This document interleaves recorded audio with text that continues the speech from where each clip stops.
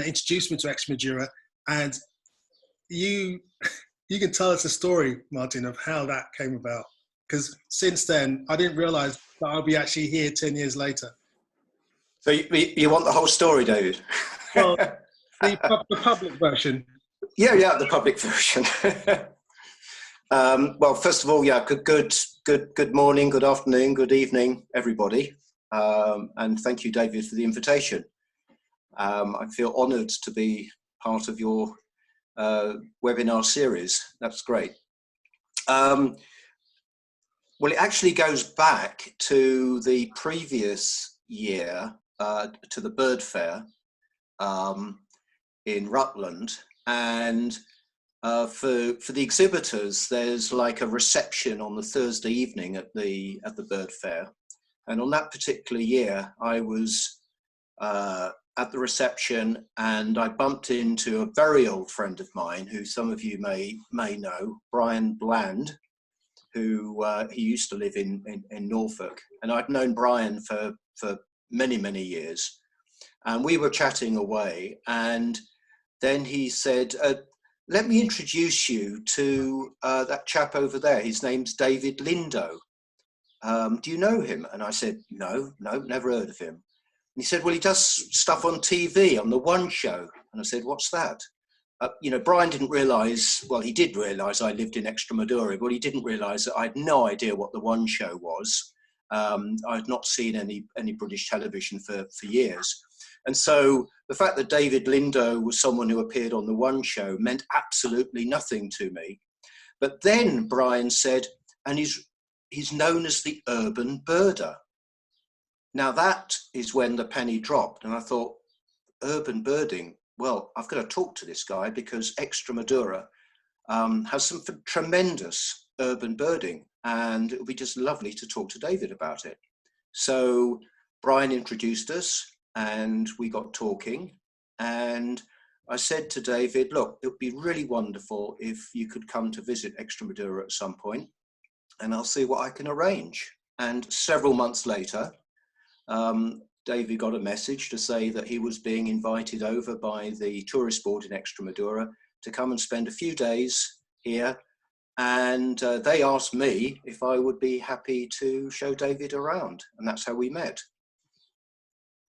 Oh, there you go. That's it. we met in, so we met first of all in Rutland, and then about 6 months later at the foyer of the hotel that you were put up in Merida, and I took you out birding for 3 days. Amazing! It was absolutely incredible. So that's the potted history of how we know each other. For those who don't know Martin, let me just give you his potted history. He's been a birder for as long as he can remember. When was the first time you actually started remembering being a birder? Well, I've got a notebook with a combination of my dad's writing and my own writing, with a list of birds we saw on that particular day, and I was about 5 years old. And I still have that notebook. That's amazing. Do you know what you're talking about in the notebook? Well, it's a list. It's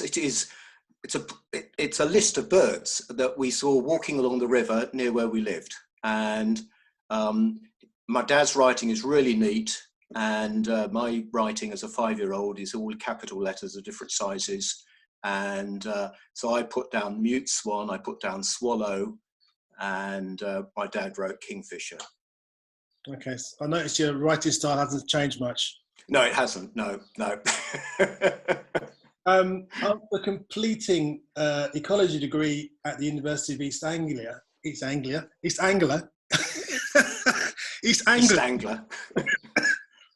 me, you can tell I haven't been in England for a while. Norwich. Yeah, he did a doctorate at the Edward Gray Institute of Field Ornithology in Oxford. And you spent 3 years studying rainforest birds in the Colombian Amazon. And that's where you met your future wife, Claudia. So that's right. Tell us about your time in the Amazon. Well, I lived in a little wooden cabin, literally on the banks of the River Amazon itself, and I had a dugout canoe because I was in an area where the forest floods for several months of the year. So to get around in my field area where I was doing the study, for several months a year, I had to literally do all my birding from this little wobbly dugout canoe, which took a bit of getting used to. And particularly if you got in a bit of a rush to get back at the end of the day through tangles of vines and so on, more than once I would reach out and put my hand on top of a branch and there'll be army ants running along the top of it and so on. So lots of interesting experiences. And I slept in a hammock and lived next to this small village. When I went out there, I couldn't speak a word of Spanish. And I literally was bought a Teach Yourself Spanish book, which I started looking at the reading on the flight over, and was fairly confident I could count to 10 by the time I arrived in Colombia. So for the first few weeks that I was there, there was no other English speaking person. And so it really was immersion. So I was practicing all of the time my Spanish. And I remember on one occasion at the edge of the creek where I'd go down to wash my clothes and bathe at the end of the day, all these beautiful girls from the local village were washing their clothes along the on the jetty, and so they saw me arrive with all of my laundry, and they said, "Come and join us, Martin. Come and join us." And I said, "No. I'm going to wait." And what I wanted to say was, "I'm an English gentleman, and I will wait for the ladies to finish, and then I'll come down and wash my smalls and so on." And what came out in my very early days of Spanish was, no, I am an English stallion, so I will wait. And the ladies were in hysterics. They asked me to repeat it. And so they said, "I am an English stallion." And they said, "You're a male horse." "Yes, I am a stallion." Because the word for Spanish, the Spanish word for horse and the Spanish word for gentleman is actually really quite similar. And so it was a perfectly ordinary, simple mistake to make, but it certainly broke the ice with the local ladies. Now, Claudia wasn't part of that group. Now, Claudia only appeared about 2 years into my life in the Amazon, and she arrived in the national park straight from Bogota, to do some work in the visitor centre to help set up the infrastructure in the national park, and that's how we met. Wow, fantastic. The interesting thing about you, Martin, is, and that's one thing I noticed about you from the very beginning, you're a very modest man. I mean, you managed to squeeze your whole sort of biog into like 4 lines, but it's like you can talk about this for the rest of the evening. So you were the first regional director for the Americas with BirdLife International. And during that time, you co-founded the Neotropical Bird Club. Then you moved into senior management roles with Save the Children UK in South America and India. And I know a couple of stories that you told me about that as well, including you meeting Princess Anne of all people and hanging out with her for a while. And then in 2004, you, Claudia, and your newborn son, or your sort of, young son, Patrick, you moved to Extremadura to run a guest house, and you are still there to this day. One thing I will say about you, Martin, is that, as I say, you're very modest. I remember a couple of years ago, I was with Martin and another photographer, and we were doing a story about the vultures that have been poisoned and injured, electrocuted and stuff for BBC Wildlife magazine. And this photographer, lovely guy, but every second word was National Geographic this and National Geographic that. He really thought he was the business. And we were sitting down having lunch one time, and he was talking about, I went to Africa, I spent 2 weeks in Botswana looking for lions and whatever. And he carried on talking about this. And Martin just sat there quietly. And then the guy said, "So have you been to Africa then?" And Martin sat quietly and said, "Yeah, I spent 6 months in Sudan in the war zone, working with the children there." And this bloke shut up. He didn't say anything else the rest of the night. That's so funny. Sorry. Anyway, you are the president of GIDEX, the Association of Professional Nature Guides in Extremadura. and you actively participate in local conservation actions. So you live in Extremadura, you've been here since 2004. Obviously, the last few months have been probably the strangest few months of your life in Extremadura. What's it been like under lockdown? Well, it's been extraordinary. I mean, quite apart from all of the impact that it's actually had on the business. I mean, we're running a guest house. I take people out birding. Spring is our busiest period, and so obviously, business has ground to a total zero.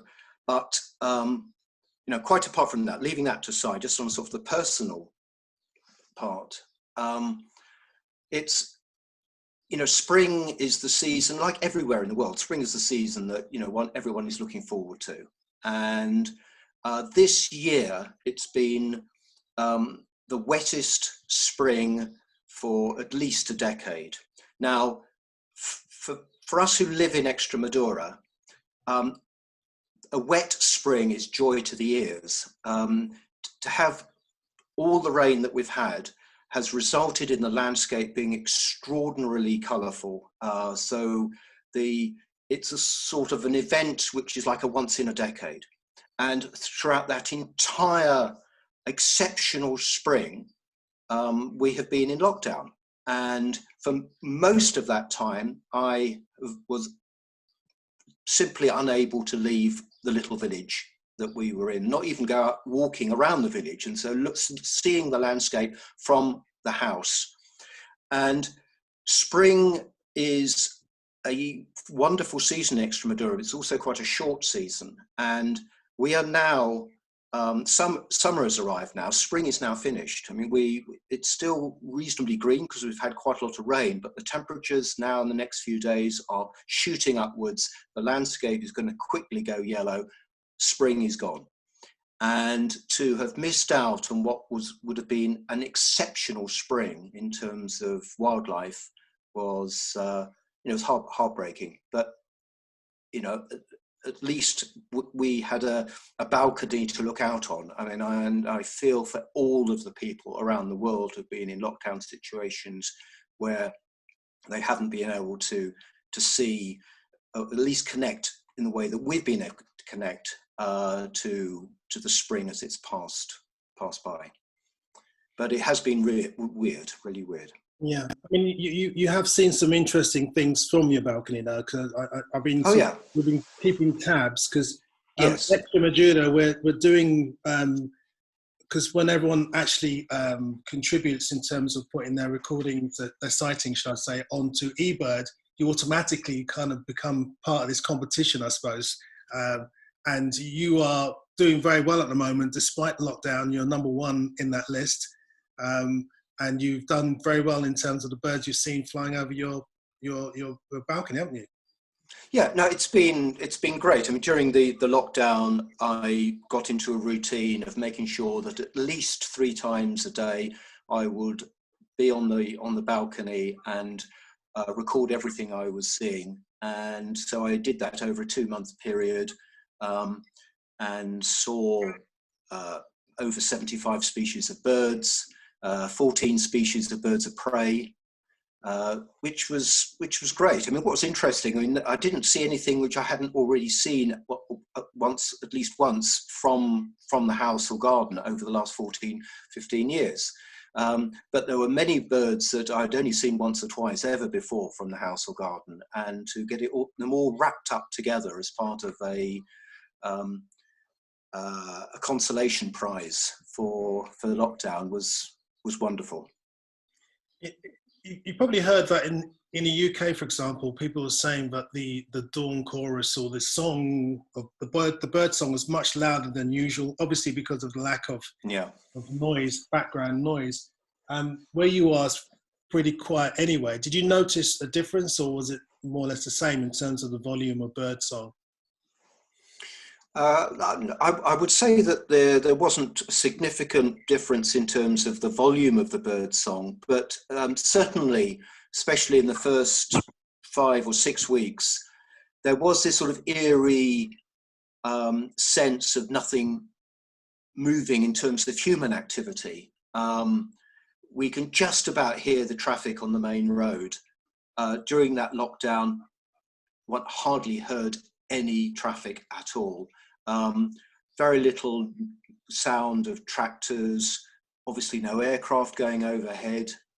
So there was, you got a sense that the world had become a very strange place, and still is, of course. But no, the birds, I mean, one thing about the birds is that the lockdown experience has made me appreciate so strongly the birds that are just around the house and the garden, which I got to know as individuals. And I got to know a particular starling, Spot the starling, that sits on top of the television aerial.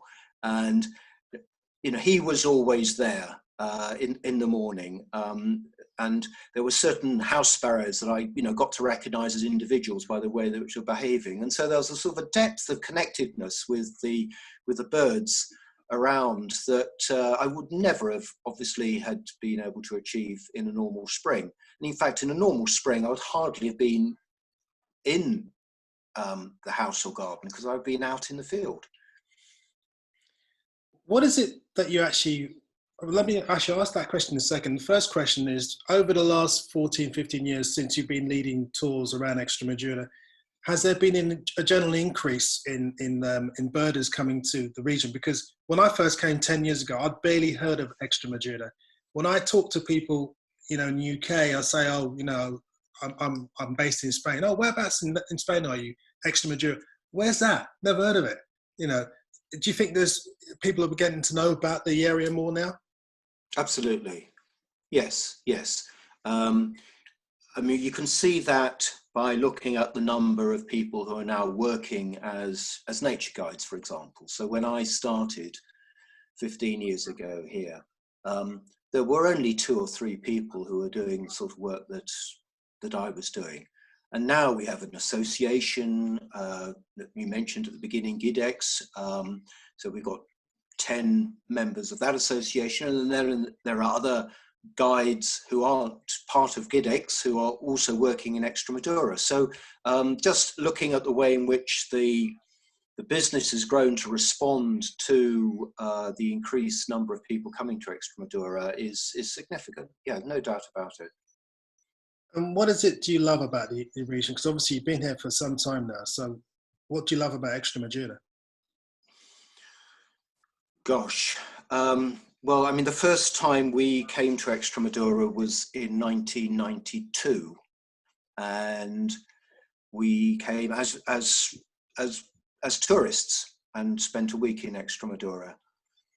And what struck me then was the diversity of landscapes, the extraordinary diversity of landscapes. And, this is something which I think people who visit Extremadura will be surprised by, who have, come with set of preconceived ideas of what Extremadura is going to be like. And they are not prepared for the sheer variety and diversity of landscapes and habitats.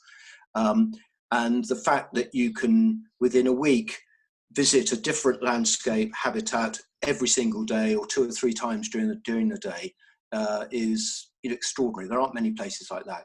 And of course, those landscapes are in a state of conservation still, which is very rare to find elsewhere in Western Europe. And that's because the human population density is so low. And so there's a sense of space and a vastness, which means that there's a home for nature along with all of the activities that people are up to. So the sheer abundance of birds that one has to really search for elsewhere in Western Europe, and the classic bird that people love to see in Extremadura because they're so hard to see elsewhere in Western Europe, is the corn bunting. And yet it is still an abundant species here. And in fact, during my three sessions every day on the lockdown, on the balcony, right from the beginning, right through the time when I stopped doing the 3 sessions on the daily basis, every single session had a corn bunting, or the corn bunting, because I got to know it. It's the corn bunting just across the lane, and it was singing in the morning, midday, and in the afternoon, every single day, right through the whole lockdown period. Fantastic. Incredible. Well, I believe you may be able to show us some more, actually illustrate for us the beauties of Extremadura. Well, if you're happy for me to show some slides, please interrupt, David, if you want me to speed up, or if you've got some questions. Shall I go ahead? Yes. Yes. And people seem to be happy to. Oh, there's a yes, please. I said. So from Claire says yes, please. Right. Before we actually go ahead, has anyone got any questions at this point? Any of you Zoomers out here, or out there even, have you got any questions before Martin actually kicks off? And kicks off in a positive way, not gets angry. I've got a couple. Okay, Claire. Yeah, I was just wondering, Martin, how densely populated is Extremadura compared to some of the other regions of Spain? And does that benefit the wildlife that you see there? Yeah, it's overall Extremadura, as people I'll show on the slide, it's twice the size of Wales. It has about 1 million people. Population, in fact, is less than it was in the 19th century. There's been a big depopulation, and that's happened across many areas of rural Spain, and indeed many parts of rural Europe, and same in places like Ireland and so on. So the population in rural Extremadura, in Extremadura as a whole, is declining. The population density varies from the two provinces and municipality to municipality, but overall the average figure is about 27 people per square kilometre. Now, if you compare that with, say, rural Suffolk has a population density of about 130 people per square kilometre. And if you compare it with, say, a place like Guildford has a population density of about 600 or 700 people per square kilometre. So 27 people per square kilometre is, by Western European standards, a very low figure. And then the thing which makes that even more important is that of the people who live in Extremadura, almost everybody lives in towns or in villages. You do not have houses dotted around the landscape. People do not, the farmers, for example, do not live on their farms generally. They live in a town and then they travel out to their farm in the morning. So the settlement pattern of people in a place like Extremadura is quite different, say, from the United Kingdom. Everyone lives in clusters and in communities, which means that you have vast areas where you don't have anybody living in at all.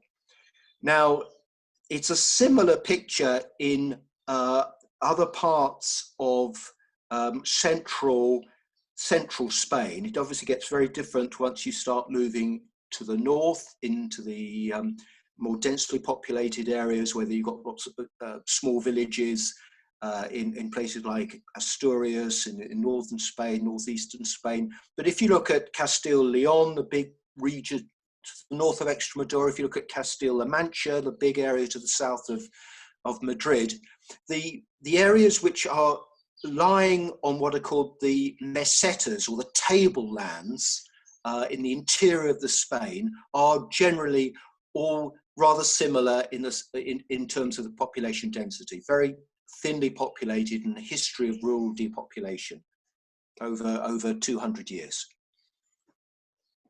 Oh, that's amazing, thank you. Okay, anyone else for a quick question at all? I think then, Martin, you're on. Okay. The stage is yours. Right, okay, well, what I'm going to do is just to put this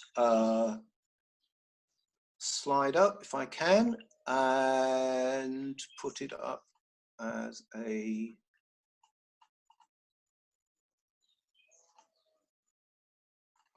Right, can everyone see that?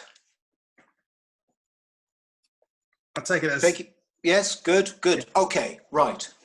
So I'm going to, I mentioned the diversity of landscapes as something which was one of the reasons that initially attracted us to Extremadura. And it's one of the things which people leaves a deep impression on visitors. I think invariably, for everyone coming to Extremadura, they're simply not prepared for the variety of landscapes and habitats and places where they can find wildlife. And so, just very quickly, for those of you who do not know where Extremadura is, it lies in the southwest of Spain. Southwest of Spain, it's this green area, and it's an area made up of two provinces, the northern province Cáceres and the southern province Badajoz. So I lived near Trujillo. David is living in Mérida. So David lives about an hour or so from here.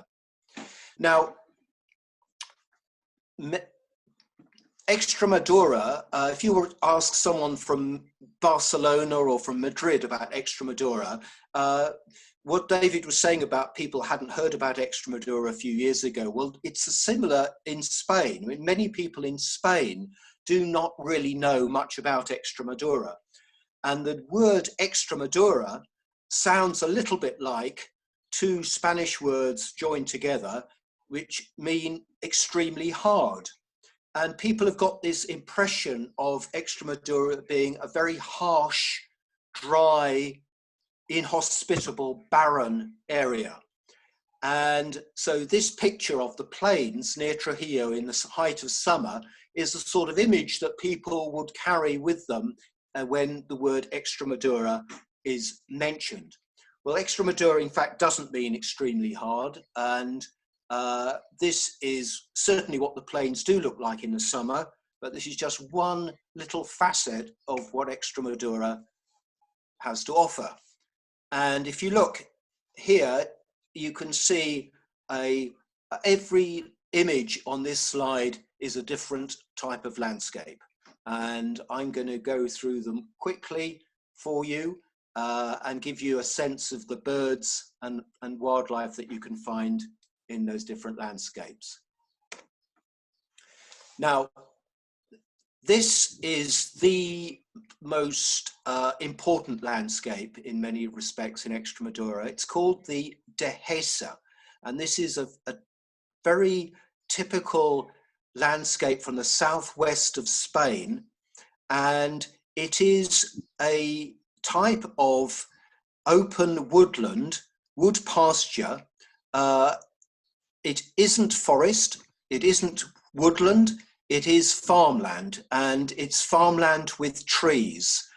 What looks like a huge area of savanna or parkland, all of this is farmland, and mainly for rearing of cattle and sheep and pigs and goats, but sometimes even growing crops under the trees.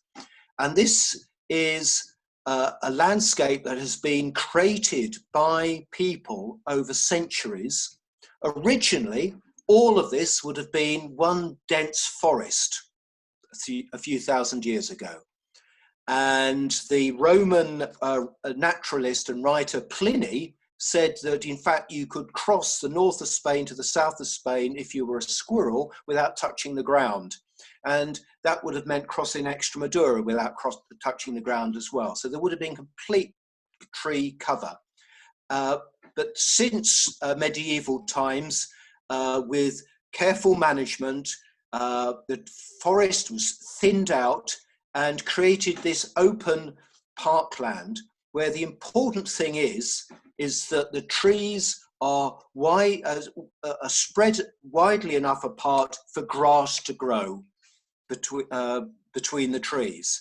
And this vegetation, the ground vegetation, the grass and the herbs growing on the ground then provides the fodder for livestock. And so this is what it would look like at ground level in the spring, with luxuriant growth between the trees. There's enough light for grass to grow. And this is the Dehesa in the summer. So it looks totally different, but you can see the grass has turned brown. And this actually gives you a good impression of the spacing between the trees. And you can see under the trees, there's shade. And that's one of the reasons why the trees have been kept, because the shade provides a good resource for the livestock to protect them against the sun during the heat of summer. These little pools of shade as well below the trees will change the climate. So there's a microclimate underneath the trees, which means that it's fractionally cooler and moister. And as a botanist, you could actually find different species growing under the trees compared with the space between the trees. And probably the classic product of the Dehesa landscape is the Iberian pig, which feeds in the autumn on the acorns coming from the evergreen oaks. The trees that make up the Dehesa are the native evergreen oak, and the pigs feed on the acorns, and this provides means that the ham that comes from the pigs, the special cured hams, have a very sweet flavour, and this makes them a very sought-after gastronomic product all over the world. In some places you have cork oaks growing, which is another evergreen species, and the cork is harvested for both wine bottles still, but also for other products. And there's still quite a lot of cork harvesting going on in Extremadura. And the Dehesa landscape, which covers about a third of the entire area of Extremadura, or about 40% of the entire area of Extremadura, supports a very interesting community of birds. And probably the classic bird of the Dehesa landscape is the Iberian magpie, sometimes called azure-winged magpie. So the Iberian magpie, it only occurs in southwest Iberian Peninsula, found nowhere else in the world. And if you look at the distribution of the Iberian magpie, it more or less matches the distribution of this Dehesa landscape. So in the north of Spain and the east of Spain, where you don't have this open Mediterranean woodland, you do not find the Iberian magpie. The trees provide nesting sites for birds like booted eagles, and because the trees are wide enough apart, they offer opportunities for eagles that are flying over to be able to see the ground and be able to spot prey. So as well as a nesting area, it's also a hunting area for birds like the booted eagle and the Spanish imperial eagle, another bird which is typically associated with this Dehesa landscape. It again is a species found nowhere else in the world, just in the Iberian Peninsula. It's doing very well. Population has increased from about 30 pairs in the 1960s to well over 500 or so pairs now. And the black vulture nests in trees in the Dehesa. It is a species for which Extremadura has a particular significance, because Extremadura has a higher density of black vultures than anywhere else in the world. And this, again, is a species doing very well. The population has risen from 90 pairs in Extremadura to over 900 pairs today in the space of about 40 years. And so a bird that is doing very well and for which Extremadura is internationally important for. And then smaller birds like woodchat shrikes, crested tits, so in Extremadura, not just associated with pine woods, but they're particularly fond of cork oak woodland. Rock sparrows, which in Extremadura like to nest in the holes of cork oak trees. And it's a habitat used by tens of thousands, hundreds of thousands, probably millions of migrants in the, particularly in the autumn, passing through the Iberian Peninsula, birds like the pied flycatcher, which if you go into the Dehesa at the end of summer, early autumn, you'll come across large numbers of pied flycatchers having a stopover here before crossing the Sahara. Now, another landscape that appears in Extremadura, often emerging out of the very Dehesa, are these big rocky outcrops. And this is a photograph taken from in the Monfragüe National Park, which is the very significant national park in Extremadura, which anyone who's visited Extremadura for bird watching will have visited Monfragüe, and they'll recognize this this landmark, which is the massive cliffs either side of the Tagus River, the river cutting its way through these hard rocks. And these rocky areas provide breeding areas for birds like Egyptian vultures. Here we have the Spanish imperial eagle close to an Egyptian vulture. The Spanish imperial eagle will nest in a tree and feeds out on Dehesa. The Egyptian vulture will nest in little rocky caves on these outcrops. Here we have the eagle attacking, mobbing a griffin vulture with some force, it must be said. Look, there are feathers flying, the talons are locked.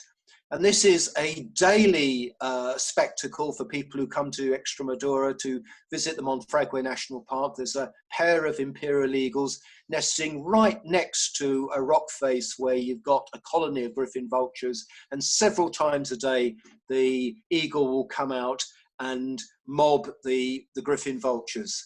And I've seen them tumbling down onto the ground, griffin vultures getting really battered by these aggressive eagles.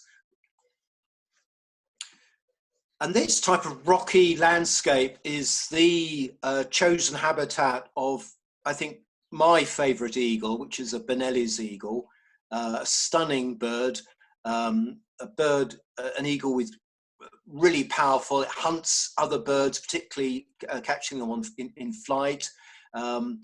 Often known as a hawk eagle, so it behaves a little bit like a goshawk, a really powerful, impressive bird.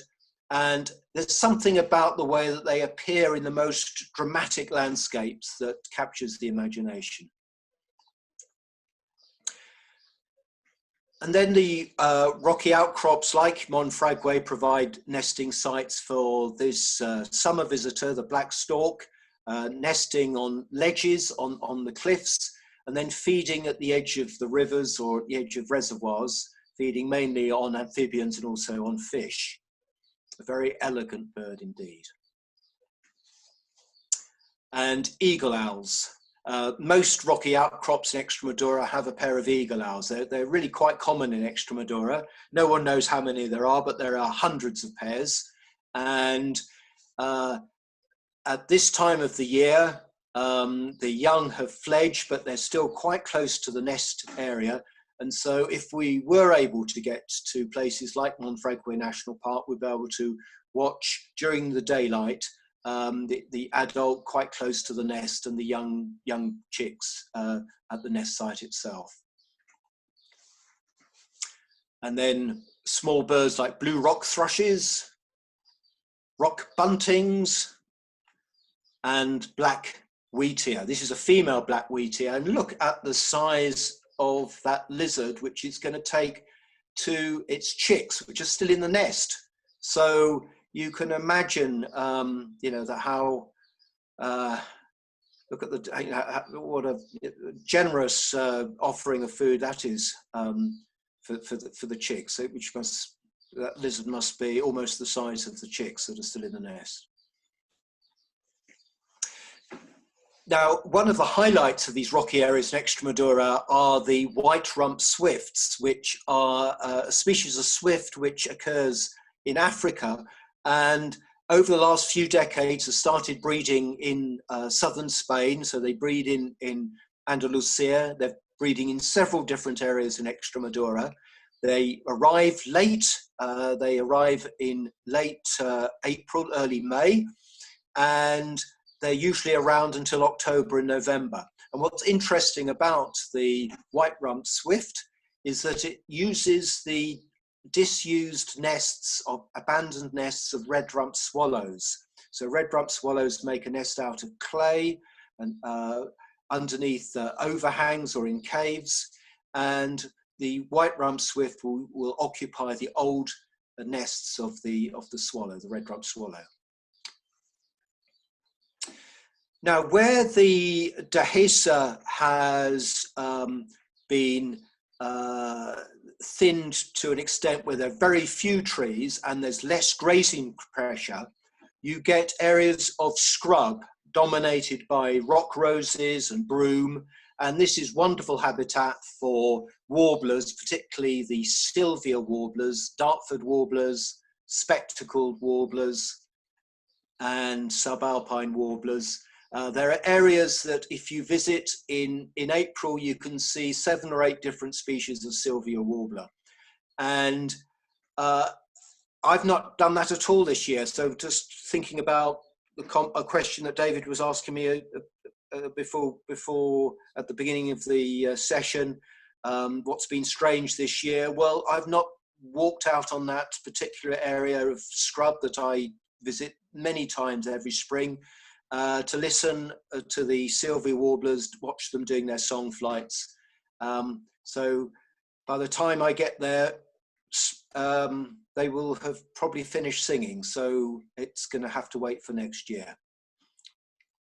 And then there are areas with no trees at all. And this is another really important habitat in Extremadura, the open plains, sometimes called the steppes.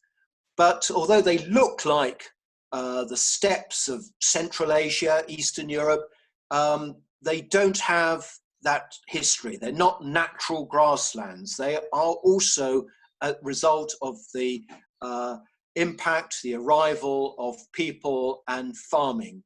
And so this also would have been covered by trees. This would have been a closed canopy forest. But then hundreds and probably 2,000 or 3,000 years ago, some of these plains date back probably to pre-Roman times, clearance of forest to create open landscapes for farming, and traditionally a mixed farming in this landscape. And this is the landscape that has some of the most attractive species for visitors. Birds like sand grouse, the beautiful pin-tailed sand grouse, one of the most gorgeous looking birds that we have in Extremadura. Black-bellied sand grouse, and of course the great bustard. Now, I managed to see a few great bustards doing leks at the before the lockdown, and since the lockdown was eased, I've been out and I've seen the tail end of the lekking period. So a few male great bustards getting together and displaying in this extraordinary fashion, but literally catching the last few days of that behavior. So most of their lekking behavior, most of this wonderful courtship display took place this year without anyone watching them. So they had total peace and quiet, and they hopefully got on with it. And with the good rainfall that we've had, the good cover of vegetation, those are all indicators for a successful breeding season. Bustards do well if the vegetation is lush, there's plenty of insects, there's plenty of grasshoppers later on in the season for the chicks to feed on. So it should be a good breeding season for birds like the great bustard, and hopefully also the little bustard. This is a bird which sadly across the whole of Western Europe is declining drastically, and sadly Extremadura has not escaped that situation. So the population of little bustards in Extremadura has also fallen sharply, and I was out last week and again saw a few little bustards still displaying, jumping up like that over the tall vegetation. The most gorgeous bird of the plains. And it's a bird that we've really got to work out how to protect and conserve. And this open territory, this open landscape is ideal hunting ground for birds like golden eagles and also the vultures. So that although the vultures, like the griffin vultures, are nesting in places like the Monfragüe National Park, nesting in rocky outcrops, they travel large distances to look for their food, their carrion, and they will be feeding mainly on sheep carcasses out on the plains.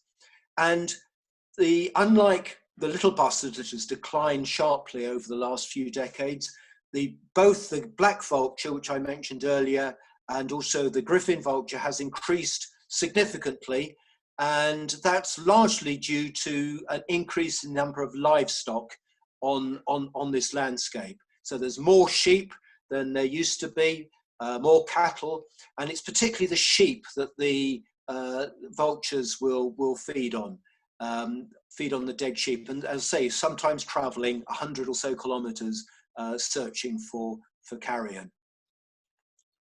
And there's a griffin vulture next to a black vulture. Black vulture, wingspan of about 9 foot, makes it the largest bird of prey in the old world.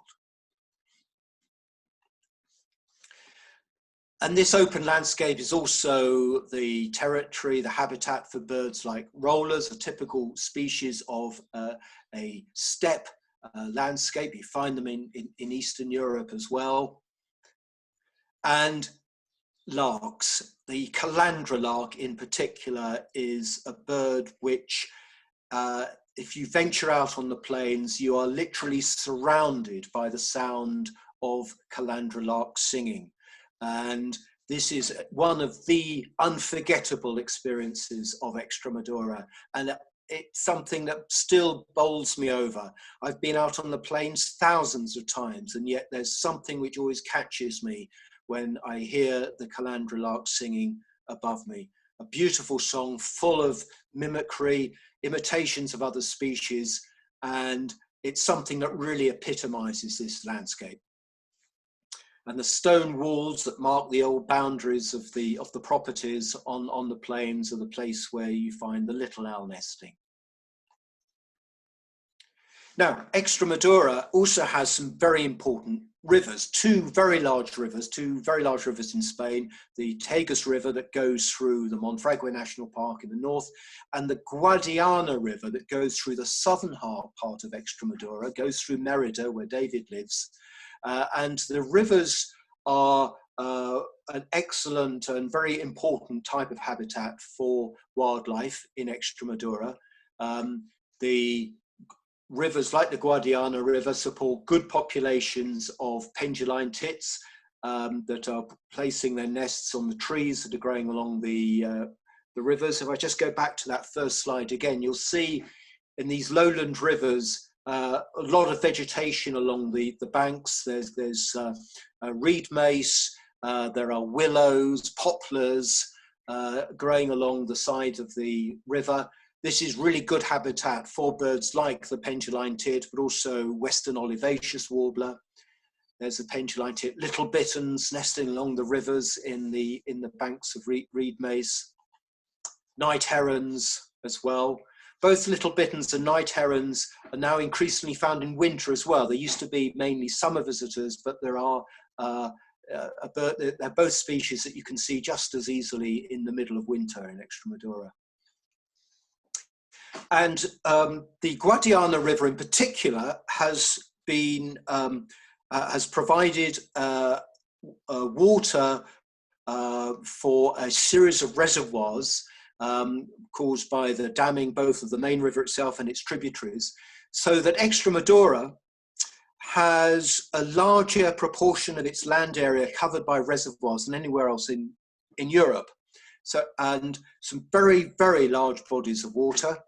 And most of these reservoirs were built in the 1960s, 70s, 80s and 90s, primarily to provide water for agriculture, mainly for rice, but also things like peaches, tomatoes, maize, and this has created a new landscape, a modern landscape, which many birds have taken advantage of. So this is a landscape that did not exist in Extremadura, say 50 years ago, and it's something that has been part of the scene ever since. Extremadura now has the second largest rice producing area of Spain. So it's a significant habitat, and for some species of birds, it's become internationally important. Here are gull-billed terns, which often nest on the islands in the reservoirs, but then go out to feed over the rice fields and also on open plains, looking for insects and grasshoppers, frogs, crayfish, and so on. Collared pratincoles, increasing populations of collared pratincoles. And here you can see the attractiveness of the rice fields. The rice fields provide a wonderful habitat for birds right through the year. And after the rice harvest, which takes place at the beginning of autumn, some of the stubble fields are churned up by tractors. And this releases huge amounts of food for egrets and gulls. And one can get incredible spectacles like this through the autumn and winter on rice fields. These wet, muddy fields that result from this action provide good stopover areas for migrating waders, like little stints, internationally important populations of black-tailed godwits, so several thousand black-tailed godwits on their way up to Holland and Iceland will do a stopover in late winter in Extremadura. And it's a habitat which is also the best habitat for the black-winged kite in Extremadura as well. But probably the most significant of the birds that are in the rice fields are the common cranes, which come into Extremadura at the end of autumn and spend the winter with us. And there's always been common cranes wintering in Extremadura, traditionally feeding in the dehesa, that first landscape I was talking about, feeding on the acorns alongside the pigs, and a bird that was associated always with the dehesa landscape of Extremadura. And then suddenly this new habitat emerged from the 1960s onwards, stubble fields of maize and rice, and cranes being very adaptive species. They are always in family groups, they're in flocks, and so they learn very quickly from one another, and they quickly learned how to use this new food resource, and the number of cranes coming to Extremadura has increased from a few thousand in the 1970s to over 140,000 every winter now, which makes Extremadura the most important wintering area for common cranes in the whole of Europe, and indeed probably in the whole world for this particular species. And you can see the wonderful spectacle of thousands and thousands of cranes feeding together right from their arrival in late October right through to their departure in late February. Now, the landscape of the rice and maize is a modern landscape. It's an intensive agricultural landscape, but has obvious attractions for birds. This is another intensely cultivated landscape, which is dominant in the southern part of Extremadura, just south of where David lives. A vast area of vineyards, huge vineyards, and olive production. And this looks pretty inhospitable for wildlife. You can see that there is no ground vegetation between the lines of the vines. It's kept clear. It's constantly ploughed over to keep clear of herbs and other plants. And it looks inhospitable, it's hot, exposed and dry, but it's just the right habitat for the rufous bush robin.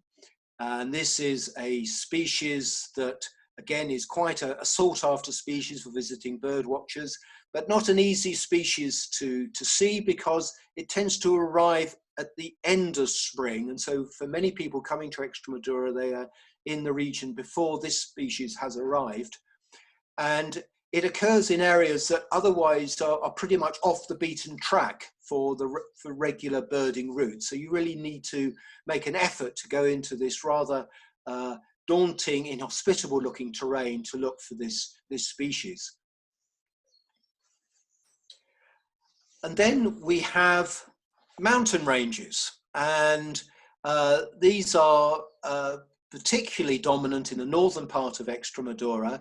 And in fact, the northern boundary of Extremadura is marked by a massive mountain range called the Gredos Mountains, which go up to 2,500 meters above sea level. It's 8,500 feet. So these are serious mountains by any stretch of the imagination. The slopes of the mountains are dominated by deciduous woodland, so it's different from the evergreen oak woodland covering most of Extremadura. These are deciduous oaks, and this is a wonderful habitat for birds like western Benelli's warblers, golden orioles. There are honey buzzards in this habitat. And then above the deciduous woodland, above the tree line, there is this open moorland dominated by broom. And this is a landscape where the ortolan bunting is common, and it's one of the characteristic sounds. If you go up to the moorland above the tree line in the Gredos Mountains at this time of the year, you'll be surrounded by the sound of the beautiful, poignant song of the ortolan bunting. And it's a place also where there's a breeding population of blue throats. And last but certainly not least, and this is where it links up again to David, is the urban birding. And this is what excited me about the prospect of David coming to visit Extremadura 10 years ago, because there was a story to tell about the way in which the urban settings in Extremadura also provide some excellent places for bird watching. And here we have two birders standing on the bridge crossing the Guadiana River in Merida. This is David's local patch. And this actually is one of the best places in the whole of Extremadura to get really good views of birds like penduline tits, little bitterns. There are 3 species of swift that nest under the bridge. And it's a place that people really enjoy spending an hour or so birding from, particularly in late spring. There are purple herons flying overhead. It's a wonderful, wonderful birding location. As I say, little bitterns, there's nowhere else in Extremadura you can get such close views, reliable views of birds like little bittern. The western swamp hen or purple swamp hen as well, feeding right next to the bridge. You're looking down on these birds, very close quarters. But all of the towns have something to offer. This is my local town, Trujillo. This is the main square. And again, at this time of the year, late spring, early summer, if you're there in the early evening, the square will be packed full of common swifts and pallid swifts racing around, charging up and down the alleys and the narrow streets, screaming away. There'll be storks with young that are 2 or 3 weeks off leaving the nest, surrounding the square.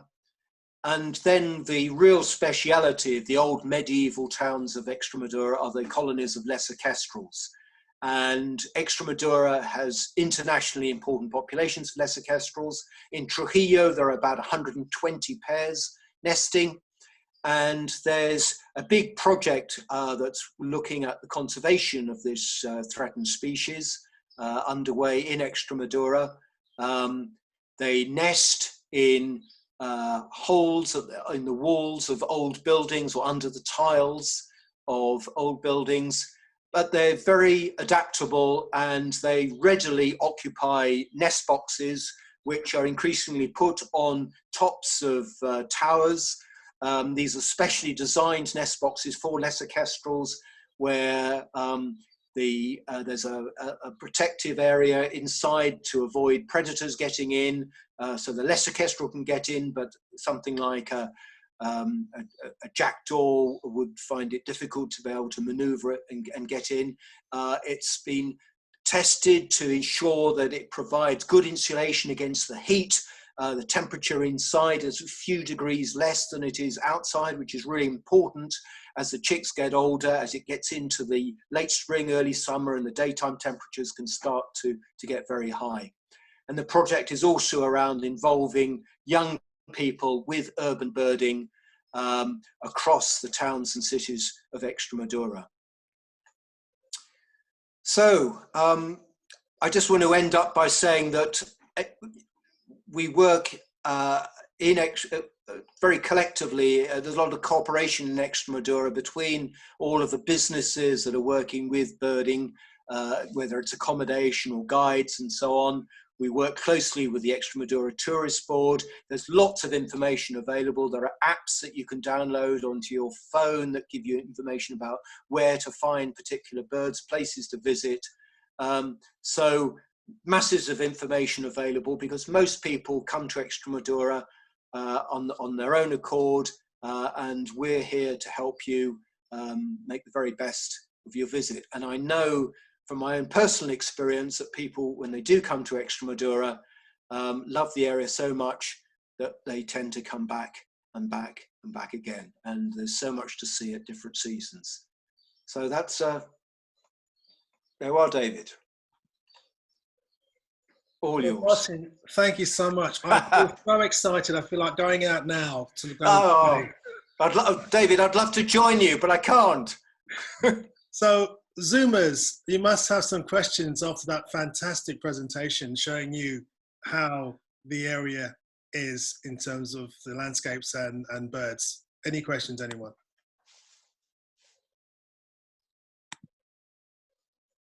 Are you all that familiar with Extremadura?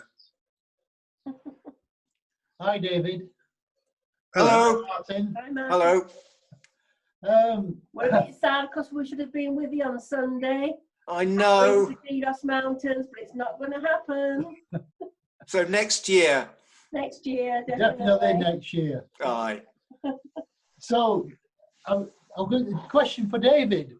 David. When did you start doing your birding? Obviously, you're a Londoner.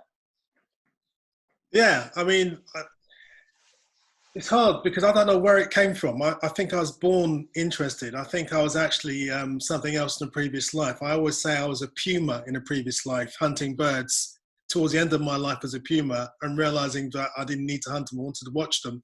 And in watching them, I starved to death. And I thought before I died, this is an interesting thing. And maybe I should try and sort of take it up again in the next life. And luckily I was born in Northwest London in my next life. So I just became interested myself. I didn't have anyone around me to help me. I didn't have a mentor.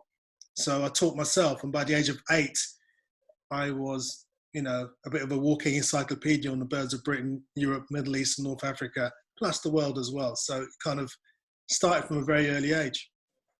Right. Do you ever get over to Spurn? I do. I was actually in Spurn last September for the Spurn Migration Festival. We go ringing there every September. Did you go for the MIG Fest? Yeah, I was there for the Migration Festival, yeah. Right, yeah. Everything's cancelled. Yeah, we were supposed to be there as well in September and October. A fantastic part of the UK. It is very good, absolutely, absolutely. Yeah. Anyway, I'll leave you, and if anybody else wants to ask a question, I'll put myself on mute. Take care, everybody. Lovely to see you both. Anyone else with questions? Hi, Martin. So about the little bustard, is it Yes. known what's been the driver of the decline of them across Extremadura? Well, it's not just Extremadura. It's across the whole of their Western European range, and so there are very few left now in France, and elsewhere in Spain, the pattern of decline that we can see in Extremadura is being seen there too. I mean, the only places where that trend seems to be held in check are a few places where there's very special pilot work being done with farmers to try and look at the crops that are grown and the time they're harvested to try and make the environment as favourable as possible to the little bustard. So what's driving this decline are changes in farming patterns that have been gradually happening over the last few decades. I talked about how the plains of Extremadura have a traditional mixed farming culture. Now, that is slowly changing, and there's a shift towards mainly livestock production, which means, and particularly beef. So since I've been in Extremadura, I've noticed that there are far more beef cattle now than there used to be. Now, what does this mean? Well, it means that there are fewer arable fields, and the crops that are grown tend to be grown now for animal feed rather than for human food, which means that the harvest takes place earlier than it would otherwise be. Very often the crops are cut green. So birds like little bustards require the mosaic that mixed farming offers. They need stubble fields, they need fallow fields, they need pasture, they need growing crops. All of this mosaic of mixed farming provided what the little bustards needed through the year. What's happening now is that it's becoming dominated by a landscape with cattle, and the fields where the crops are grown are tending to be harvested at a time when birds are probably still nesting. So those are probably the biggest factors. There will be probably factors around some increased use of insecticides or pesticides in general, but I would say that on the plains, the use of pesticides is still relatively light compared with other agricultural landscapes. And so I think it's this shift away from the more traditional mixed farming to one dominated by for beef in particular. What's happening now with the conservation efforts is that areas where there are little bustards, both the government and the conservation bodies are talking with farmers to look at ways in which crops can be harvested later, farmers being offered some compensation to be able to let a crop stand to ensure that little bustards and other birds that are nesting in the crop can finish their breeding before the harvest takes place. This has an economic impact on the farmer, but there is resources available to provide compensation to the farmer for this. But all of this requires people on the ground to be able to find out which are the fields that are particularly important, which are the areas that are particularly important for these vulnerable species, and then working closely with the landowners. And luckily, right through the lockdown period, the field workers were still allowed to be able to go out to do this monitoring work. So that conservation work has not been affected by this lockdown. And I'm quite hopeful that this spring, as a result of both this monitoring work plus the climate, the weather conditions that have created such an excellent spring for wildlife, will mean that birds like little bustards will have a better year this year. Okay, I'd like to just quickly cut in here. I think Tom wants to ask a question, but before Tom does, I just want to say quickly that coming up on the In Conservation series, tomorrow morning at 10 o'clock, we have Luke Patterson, who's based in the Northern Territory in Australia. He'll be talking about birding in the Northern Territory in Australia, and that's at 10 tomorrow morning. And then back to the normal time at 7 now. Thursday, we got a guy called Balázs, who is Hungarian, and he's going to be talking about Mongolia. And Balázs is a very funny man. He's got a great command of English, he's really funny. On Sunday, we got a guy called Julio Delgado, and he'll be chatting about birding in Colombia. So at 7 o'clock on Sunday. The following Monday, the 25th, we've got Per Ostrom, and he'll be talking about taxonomy. He's a really bright guy from Sweden, a doctor, a professor, and he'll be talking about that. The following day, on Tuesday, we're talking to a guy called Matt Young, who's also a scientist based in America, but he'll be talking about finches. So it's a bit of an ornithological start for next week. Then on Wednesday, we've got Harriet Mead. I'm really happy to have Harriet Mead, who is an artist who uses scrap metal to make birds and wildlife. She's absolutely incredible how she does her stuff. On Thursday, we've got Miriam Darlington, who's a writer. She's written a few books on natural history. You know, I think the last one was Owl Sense, about owls. So she'll be talking about her work. And on Friday, the 29th, we have Stephen Moss, and he'll be talking about nature writing. He'll be giving you the first hints as to how to start nature writing. So that's cool. What I'm going to do also at this very point is I'm going to now open it up to gallery view. We're going to have a quick chat, because I know Tom wants to ask a couple of questions, and I want to ask you, Martin, about the Montagu's Harrier's plight as well, because that's another species really suffering. But for the official end of the today's In Conservation, it's actually ended now, and now we're going to get into the after show party, and we can see everyone hopefully. And now, far away. So Tom, your question. Well, is actually Tom still joining? Tom? Okay, while Tom's joining, Martin, can you tell us a bit more about the plight of the Montagu's Harrier? Yes, I mean, that's again a species which has dramatically declined in Extremadura and elsewhere. I mean, this, in a sense, is even more dramatic than the little bustard. Up until a few years ago, I could find a spot near Trujillo and see flying above a field 15, 16, 17, 18 Montagu's Harriers. I go to that field now and there's not a single bird. So that colony, which was the biggest colony in our province, has completely gone.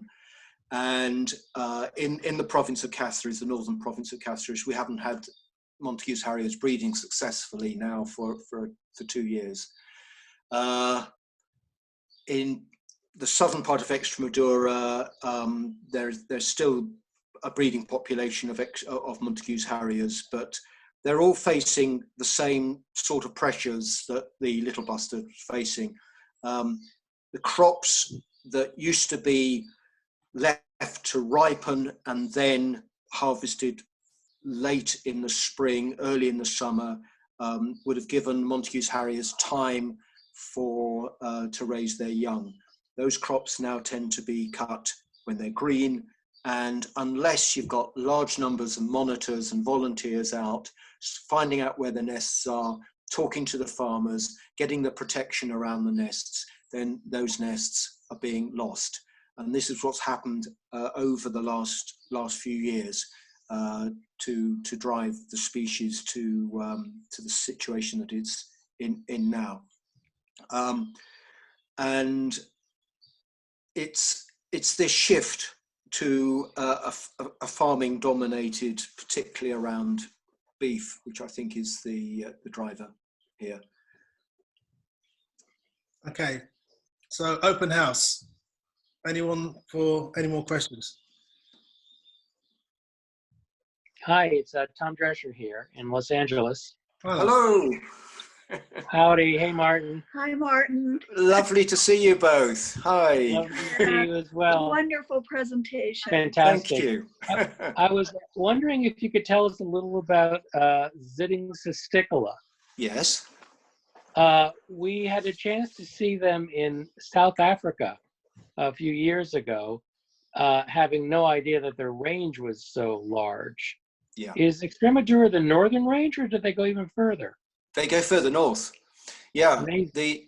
That family of birds, the cisticolas or cisticolas, I don't think that there is a correct way of pronouncing it. I always say cisticola until I spend too much time with someone who says cisticola, and then I end up saying cisticola. They said cisticola in South Africa. Cisticola, exactly. Well, that's what I would use. So it's a family, mainly an African family of birds. There's a large number in South Africa and across sub-Saharan Africa. In 7 or 8 different types in exactly in South Africa, but we were only able to hear them in the Extremadura. We never saw one. Yeah. Well, the Zitting cisticola, unlike the others, is then also found in southern Europe and also in South Asia. So you get it in India too. Wow. And in Europe, they breed all the way up to northern France, and you get them in through most of France, but it's mainly Mediterranean Europe. It's even been thought of as a species that might potentially colonize the United Kingdom at some point, but there were several species on that candidate list, and I don't think many of them have made it yet. Yeah. So it's an odd bird of that particular family, because it's the only one. It's the only cisticola that goes into Europe. Very interesting.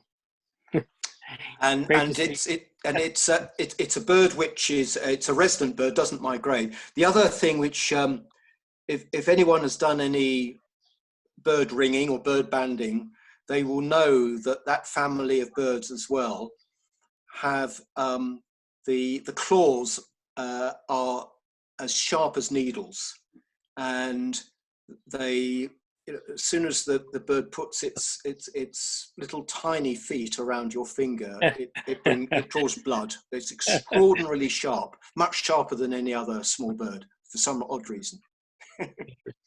Interesting. Okay, there's a question here from Fran B. Okay. Fran says, what has driven the desire for more meat eating? Because you were talking earlier about more cattle. I thought there was a rise in veganism and vegetarianism across the world. Yes, well, there is, of course, there is there is an increase in people in veganism and vegetarianism, but there's also a massive increase in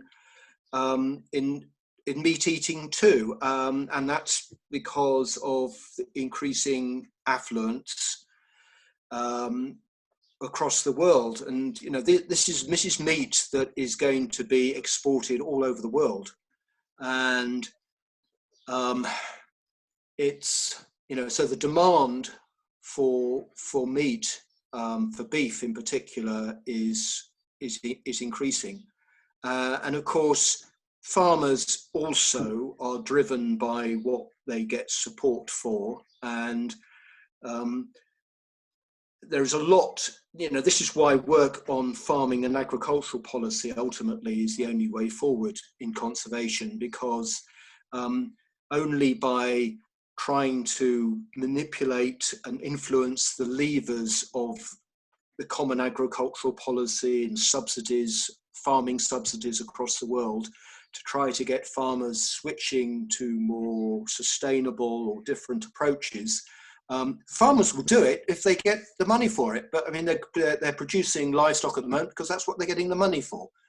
So conservation measures for farmland landscapes have to be around policy work, and what we're seeing across the world, the United States, Europe, is that the group of birds that are declining more quickly than any other group of birds are the birds that live on farmland. And this is because of the combination of the farming practices, the use of pesticides, and all of the other processes that are in place, driven ultimately by the support that farmers are getting from governments and the European Union and so on. So is this virus likely to have an effect, do you think, on the farming?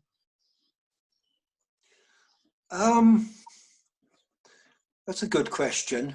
I mean, farmers obviously have been, certainly in Spain, I don't know the situation in the United Kingdom, for example, but obviously, farmers have been able to get on and carry on with their activities regardless. And I think that, I mean, what I'm speaking to some farmers recently, what has affected them is the market. So we have a neighbour who has some sheep, and it's been really hard for him to sell his lamb at the moment because of the impact of the coronavirus and the economic, the recession that we're already entering as a result of coronavirus will change to some extent consumption patterns and demand for certain products, and so I think that there will be farmers who will find it difficult to sell products, and we know that there are some farms in Europe, certainly in the United Kingdom, I'm aware of that as well, where there is an issue about finding enough labour to do the harvesting of fruit crops, for example. So yeah, there's certainly going to have some impact on agriculture in that respect. But when I've been out since the lockdown was relaxed slightly, when I've been out on the plains near Trujillo, and it is extraordinary because you hardly see anybody. There's, a distant farmer, with a flock of sheep, and then you look around 360 degrees and you realize that is the only person you can see, and there seems to be no other activity. It's an extraordinary sensation of being in a place where there's just there are no vehicles driving along the roads. There aren't people stopping to have picnics. It's an extraordinary experience. Okay, anyone else for a question? Have you all been to Extremadura? Who hasn't? That's a good question. I've got a question. That's a question. Martin, because Extremadura seems to have so many unique habitats and amazing birds and landscapes, and because of its sort of lack of population, has it got any protected status? Sorry, can you repeat that? The earphones just dropped out of my ears. Because Extremadura seems to have such an amazing habitat. Yes. And unique variety of birds. Has it got any form of protected status? Either nationally or worldwide? Or... Mm-hmm. Yeah. I mentioned the National Park of Monfragüe, which is in the centre of Extremadura, which was established as a national park primarily because of the birds of prey breeding there. It's one of the top sites in Europe for breeding birds of prey. Extremadura has a larger proportion of its land area designated as a special protection area for birds under the European Union Birds and Habitats Directives. So this is a European-wide recognition of areas that are important based on a set of agreed criteria. And Extremadura has about over 30% of its land area is designated as one SPA, Special Protection Area for Birds, or another. Now, a special protection area for birds doesn't necessarily mean that that land is protected. It means that it's recognised as important for birds, but human activity continues. It's not a national park, it's a farming landscape, and of course most of them are farming special protection areas. Although Extremadura was also the very first region in Europe to have urban SPAs, special protection areas for birds in urban areas, and that was for the lesser kestrels. So Trujillo, for example, my local town, is a special protection area for birds because of the colony of lesser kestrels. What the SPA offers is some leverage over what can go on the landscape there, and the effectiveness of that leverage or oversight will depend upon the effectiveness of the government bodies who have that responsibility to keep an eye on what's going on, and the effectiveness of the voluntary conservation bodies in trying to keep the government to account. And so there's a constant pressure there to pinpoint where there are activities going on which are detrimental to birds within special protection areas. And the fact that it is a designated area means that at least there's something that can be, that it has a status that the government needs to respond to. And if worse comes to worse, actions can even be taken at the level of Brussels to try to resolve areas jeopardizing or compromising the value of these areas. So it's a level of protection, but it's not the same as, say, a national park or a nature reserve. So it is at least recognised, because I was also wondering about the cork trees that you mentioned, because I know they've got quite a unique habitat, and people are much more aware of preserving and protecting them and their habitat. Yes, the cork oak woodland is a wonderful habitat in Extremadura. A lot of that would be designated as a special protection area for birds. I would say that the main threats to the habitats in Extremadura are in this open farming landscape on the plains. So areas like the cork oak woodland are a less threatened habitat. There are questions about the viability of the cork harvest and ensuring that the people who are harvesting cork are able to maintain a livelihood, and ensuring the value of that landscape for the local community and local economy. But the likelihood of quite drastic changes happening to that type of landscape are much less than changes to the open farming landscape on the plains. Good, good. Anyone else want to ask a question during this period of after show party? Hi. Hello. Hi. Yeah. Extremadura is not only fantastic for the richness of its species of bird, but also for the number of individuals that you've got there, which is obviously really attractive to birders and naturalists alike. So presumably there are people moving to Extremadura from other parts of Europe, probably particularly Britain, simply because of that. And I was just wondering, is that seen as a positive thing by the locals? I mean, are you welcome with open arms, or is there a problem? Do they see you as pushing out the indigenous population? You know, I'm asking that sort of because obviously after visiting you, it was so fantastic that my wife and I were thinking, wow, what a place to live. So we were exploring the idea. Yeah. Well, you'd be more than welcome, both of you. I mean,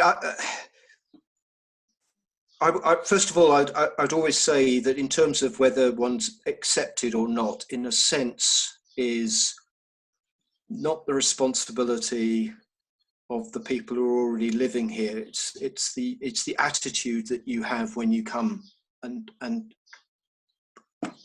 as a newcomer to settle. And I think if you have the right attitude, then people welcome you. And we, certainly in our experience, at all levels, we have been enthusiastically welcomed, both in the little village that we live in, people in the town, and then people working in government at different levels that we've had to deal with. They've been interested in what we're doing. And remember that Extremadura, like many rural areas of Spain, has suffered nearly 2 centuries of massive depopulation. And one of the critical things in areas like Extremadura is how you keep small communities, how you keep villages alive. People are finding it very difficult to be able to maintain their livelihoods. Young people are leaving to work in the cities or even leaving the country. So how can you sustain a population? And so people who are coming in to live, to settle in Extremadura, but with an attitude of being, of wanting to integrate, to be engaged, I think would find Extremadura as a very welcoming environment. There's a huge amount of space. It's not as if Extremadura, the number of people from other countries who are living in Extremadura is tiny. I mean, this is not like the Costas. It's that there aren't enclaves of Brits or Swedes or Germans. Over the 15 or so years that I've lived here, the number of people, British or say Dutch or German people that I've met who lived in Extremadura, I can almost sort of just run their names off the top of my head. It's a small number of people. And I think that, I think with the right attitude and with a sense of engagement, there's a tremendous amount, to offer people, to come to live in Extremadura. Thanks. I might just become your neighbour. I think it's a really interesting question you asked there, actually, because there is that thought when you visit somewhere and actually go and live somewhere new that you may not be accepted by the locals. I mean, I'm kind of based here. I'm not here all the time. In fact, this session of being in lockdown has been the longest I've ever been in Extremadura in one go, and I haven't even been able to get out and see anything. But my experience, I came here originally 5 years ago, and my experience has actually been a little bit mixed. I think 90% of the people I've met have been really nice, but then I've also received racism. And I think part of that is down to sort of a little bit of ignorance in terms of this has been such a rural community that hasn't really been sort of influenced by people in Madrid and places where it's much more cosmopolitan. That, I walk through a town or drive through a town and people are staring at me as if I've got, 3 heads. And I'm often thinking maybe it's because I'm a handsome guy with a pair of binoculars, but maybe not, But yeah, I mean, that's my experience as well. But then having said that, I think, once, you get people that sort of look at you in that way, if I say hello, I always say hello to people. And as Martin says, you have to, I think if you show that you are willing to integrate regardless, often those very same people will then turn around and smile and say, hola. So I think often it's a case of, it may not even be racism. Sometimes it's a case of, I've not seen the likes of you around here before. What are you doing here? And then until you actually then turn around and say, well, actually, I come in peace and I want to be here and I love it here, then the reactions change. So I found it, my experience has been slightly different, but nonetheless, I love it. I think Extremadura is an amazing region. You know, I love being here. I love the landscapes. You know, there's lots of really good people here as well. You know, so yeah, in the whole, I'm really happy. Brilliant. Brilliant. Thank you very much. Lovely to see you, Lewis. Okay, we've really run over majorly now. This is like real extras. Does anyone else want to ask anything whilst you're here?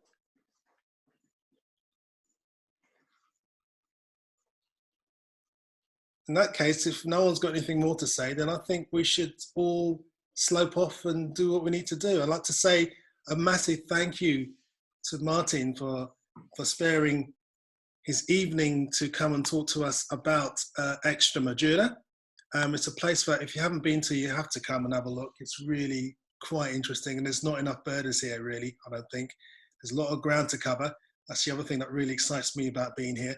But thank you so much, Martin, and thank you personally for introducing me to this region, because, you know, I can't imagine myself anywhere else now. And I'd like to thank all of you guys for turning up as well, and I hope to see you again real soon on another In Conservation With. And as I always say, keep looking up, okay? See you later. Thank you, Martin. Bye. Thank you.